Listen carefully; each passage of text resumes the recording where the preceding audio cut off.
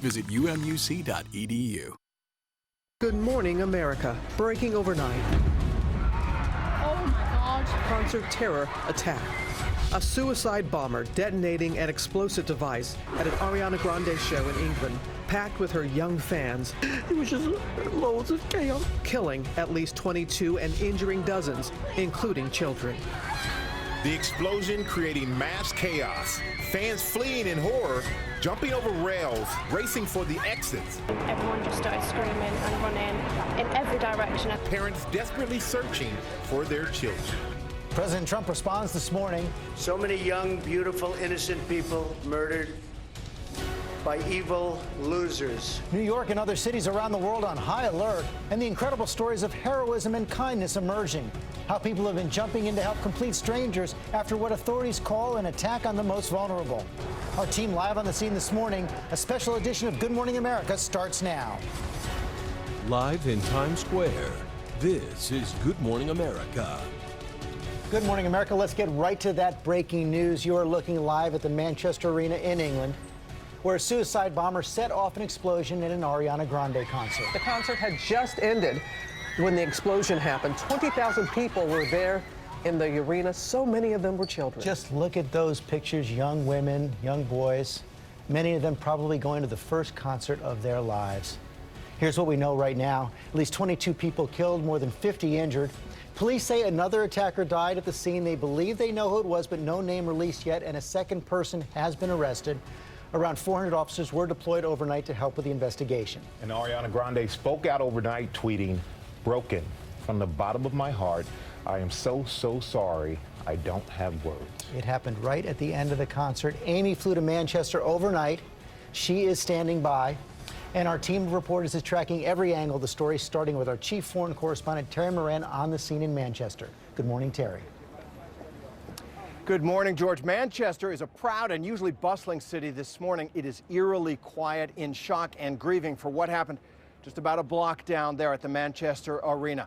As you say, this morning, Manchester police announcing that they have arrested a 23-year-old man in connection with that bombing. This after police confirming last night that they believe one of the dead was the attacker himself, as the hunt goes on for who perpetrated this carnage, terror, and tragedy. 10:33 p.m. local time, a blast erupted near an entrance hall at the Manchester Arena just after pop star Ariana Grande had closed a sold-out concert before 20,000 of her fans. Everyone was getting up to leave, and all of a sudden there was a big bang. Oh my God. I thought it was gunshots, and my life just flashed before my eyes. By the time we got up to the top, there was smoke everywhere, there was blood on the floor, and you just knew that was something more than what it made out to be. As the explosion rocked the arena, confusion and pandemonium, people climbing over seats, desperate to get out. Smoke started coming out. Everyone started to panic.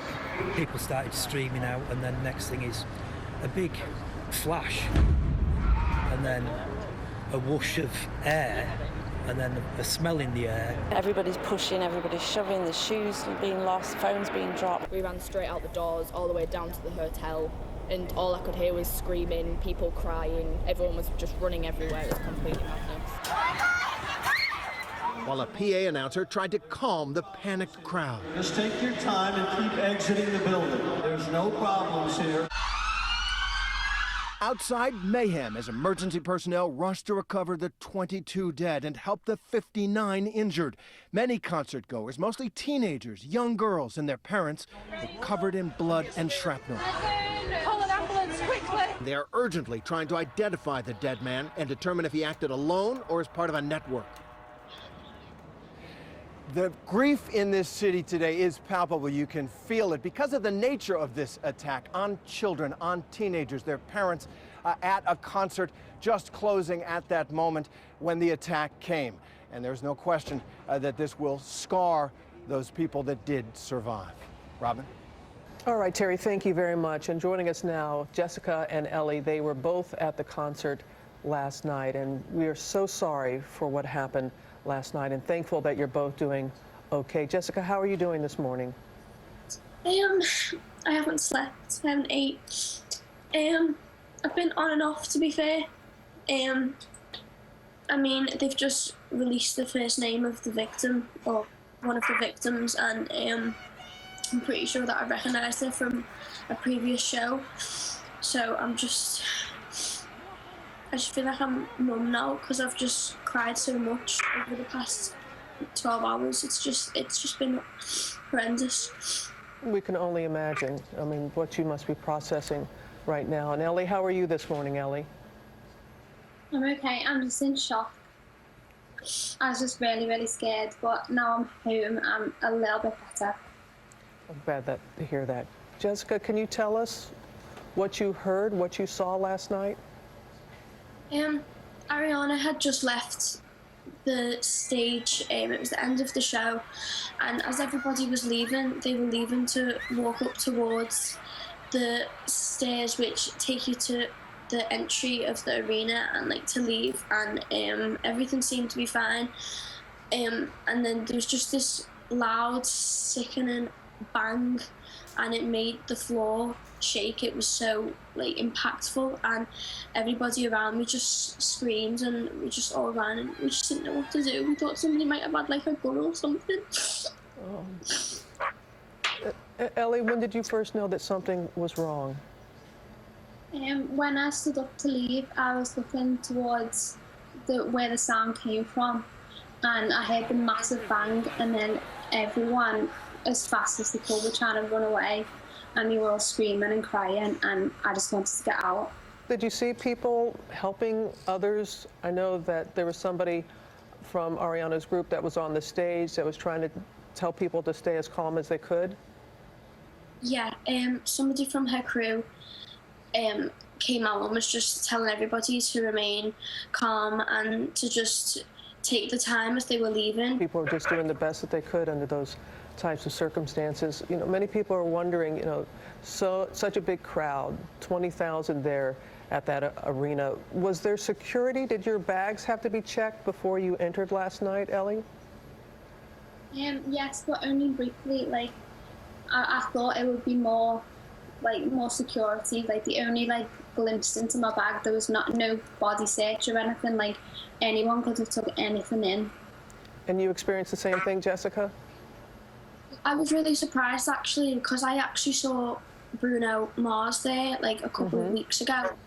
They had really intensive searches on everybody. Like, they were getting full-on searches all over the body, and when I was obviously lining up to meet her, they done exactly the same to me. They just checked inside of the bag, and I was really shocked, to be honest. And lastly, girls, anything that you want to say to people this morning? I hope that you feel the prayers and the well wishes from everybody around the world, and such a tragedy, and for you, so young, anyone to experience something like that. Is there something, Jessica, that you want to say? I just want to say thank you to everybody that's messaged us and has asked if we're okay. We're just so lucky that we're alive, and it was just the scariest experience of my life, and my thoughts are with the families who lost people last night. And our thoughts and prayers as well, Jessica and Ellie. You're both such brave young girls. Thank you very much. Thank you very much. Please take care. All righty. And you see why people say it was an attack on the most vulnerable. I mean, to target these young people. Yeah, like you just see the horror in their faces. And that explosion set off a moment of panic inside the arena. You had people running for the exits. This morning, some of the children and parents still desperately searching for each other using social media to try and find their loved ones. Amy's in Manchester with their stories. Good morning, Amy. That's right, George. Good morning to you. And it really is a heartbreaking scene here in Manchester, where hundreds of families have been scouring hotels, hospitals, even police stations. They're all hoping for any sign of their missing loved ones. This morning, a heartbreaking scene as hundreds of parents search for their children. Oh my God. After an explosive device tore through Manchester Arena. This is my daughter, Olivia. Charlotte Campbell fearful because she has not heard from her 15-year-old daughter since the concert ended. Please, please, somebody must have seen her at some point. Just let me know you've seen her. Children as young as 8 still unaccounted for as authorities try to frantically reunite families. At least 50 teenagers taken to a nearby hotel. So there was a lot of screaming and a lot of parents trying to sort their families together and keeping all the groups. This young girl seen here wrapped in a blanket, escorted to safety by a police officer. A lot of children were there without parents. There was no one to calm them down, so everybody was just screaming and crying and pushing. Many taking to social media, posting pictures of the missing, asking for help. For some, the social media pleas are working. This tweet indicating all of these people have been found, let's keep going. And another tweet, one mother saying this morning she is relieved to have her daughter back home. In the middle of all of this fear and chaos, there has been a big encouraging sign of people coming together. The hashtag Room for Manchester is one of the top trends from overnight. That's because thousands of people here in Manchester have offered accommodations, their homes, their beds, their couches, to the many who were stranded here in the city when the trains all shut down, and others, taxi drivers, people who just offered their cars to give people rides to their homes or hotels. It really has been a beautiful moment in the middle of such chaos. George? Thank you. We are joined now by Joseph Harries, who was at the concert last night. Joseph, I know it's been an incredibly tough night for you. Thank you for joining us. Just take us back to that moment. What did you see? What did you hear when that blast went off? Just panic and hysteria, to be honest, George. People were screaming, people were running. To be honest, people were just trying to get out of the arena as fast as they possibly could after the blast. You were inside the arena? I was directly in front of the stage at the heart of the arena, as you would. I had exactly the same distance to get out of any of the doors. Did you have any idea what had happened? When it happened, I had no idea. I thought perhaps there was a malfunction in some of the technical things, because obviously there was a lot of fog techniques and there was lots of lighting and lasers and sound effects and everything throughout the show. However, once people started screaming and running back into the arena, I gathered sort of a prospect as to what had happened. So people were running back into the arena. You were trying to get out. What did you do next?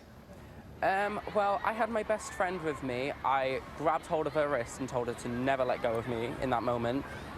We just ran, we jumped over chairs, railings to try and get out of these doors. We had to force open some doors that wouldn't open because people were trying to get to the entire capacity of the 21,000 person arena was trying to get out of one exit which had been allocated by the security themselves, which was, with a load of preteen boys and girls, it was a recipe for disaster from the beginning.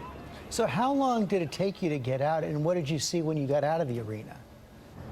It felt like an eternity, to be honest. It couldn't have been more than 2 to 3 minutes until from in our seats to outside of the arena itself. However, it felt forever. We tried our hardest to get past and push past people, because obviously in that moment you obviously can serve people around you. However, you're your main priority. As long as you're safe and you're fine in that minute, it's good with you. And when you find what you're looking for at the end, and when you find out, like I did myself, about the injuries and the fatalities, it really dawns on you. So you didn't see any of the injuries or fatalities when you left the building? Not personally. I didn't have any chance to see any of the injuries or fatalities. However, my friend did, who was also in the concert that evening. He lives here in Manchester, and he was there with one of his friends, and he had told me he had seen a girl covered in blood, and she had bandages around her neck by paramedics outside. He said it was traumatic and a horrendous experience for him. When did you know you were safe? The minute I got back to my hotel. Until then, even walking out the arena, surrounded by people, you get into this sort of instinct feeling where you're not safe until you are sort of enclosed in your own personal environment. Well, we're glad you're okay, Joseph. Thanks for joining us this morning. Thank you very much. Well, he was so clear-headed in such a disorienting time, and we are now learning the name of one of those killed in the blast, Georgina Callender from Runshaw College in England. You see her there with Ariana Grande. So much reaction, as you can imagine, and including from the president. We saw President Trump reacting this morning to the attack while traveling in Israel, and our chief White House correspondent, John Carl, is with him there. Good morning, John. Good morning, Robin. Just a short while ago, the president spoke over the phone with British Prime Minister Theresa May, offering his condolences and support for the British people. He called this a horrible morning of death for innocent young people. And he made his remarks condemning the attack while he was standing next to Palestinian leader Mahmoud Abbas. In doing so, he offered a new label for terrorists and for whoever was responsible for this attack: losers. We stand in absolute solidarity with the people of the United Kingdom. So many young, beautiful, innocent people living and enjoying their lives murdered by evil losers in life. I won't call them monsters because they would like that term. They would think that's a great name. I will call them, from now on, losers, because that's what they are. They're losers. The president's choice of words was quite deliberate. As you can see, he seemed to be reading, and it's striking how different this was from the way we have seen Donald Trump respond to previous major terrorist attacks. There was no reference to radical Islamic terrorism, no talk of profiling. He did issue a call for unity in fighting terrorism, and what he said, until the wicked ideology is forever obliterated. Very tough words, Robin, but unlike what we've seen from him previously, there was no rush to judgment and no suggestion whatsoever that Islam was responsible. Robin? All right, John, thank you very much. And we've seen the effects of what happened in Manchester here in Times Square. We sure are. Security being stepped up here and across the country in response to the attack. Let's go to our senior justice correspondent, Pierre Thomas, in Washington with the latest on that. Good morning, Pierre. George, good morning. Today, Homeland Security officials say Americans can expect to see increased security in and around public places and events as officials take additional precautions. New Yorkers governors last night put out a statement directing state law enforcement officials to step up security patrols at high-profile locations across New York, including airports, bridges, tunnels, and mass transit systems. This was a cold-blooded and calculated attempt, George, and officials I spoke to say that the careful choice of a target and viable exploding device speaks to direct involvement by ISIS or senior al-Qaeda leaders. But authorities warn it's early and they can't say for certain until a full investigation of the suicide bomber and get a sense of the explosive device used, George. Apparently targeting young children and families. Okay, Pierre, thanks very much. And social media helped reunite concertgoers with their loved ones overnight. Take a look at this post on Twitter. A girl searching for her name, Heather, who's wearing a yellow hoodie.